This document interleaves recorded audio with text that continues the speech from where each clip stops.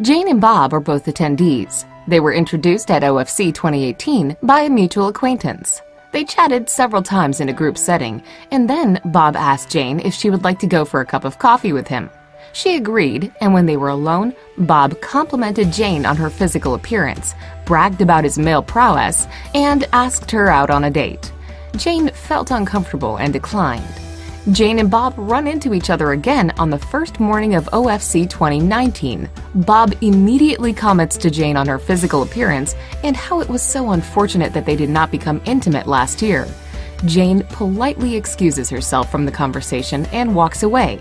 Later that afternoon, Jane sees Bob approaching from the other side of the conference room.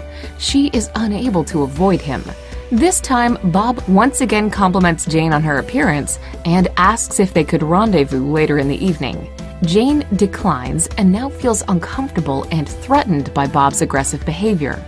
Jane files a complaint against Bob with an on-site OFC staff member for violating the OFC anti-harassment policy and code of conduct.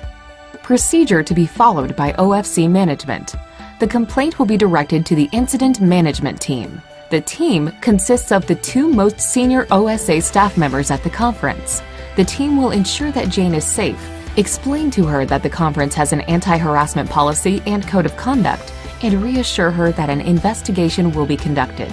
The team will also encourage Jane to file her complaint via the OSA reporting website or to call the hotline. The team will then conduct an investigation of Jane's complaint, following the procedures set forth on the incident report form. This investigation shall include interviewing Jane, Bob, and other individuals with knowledge. After gathering as much information as possible, the completed incident report form shall be forwarded to OSA's Head of Human Resources, who will enter the incident into the NAVEX global system and determine what additional steps, if any, should be taken. The result of the investigation shall be communicated to Jane and Bob. An appropriate resolution will be formulated by the Head of Human Resources in consultation with OSA's General Counsel.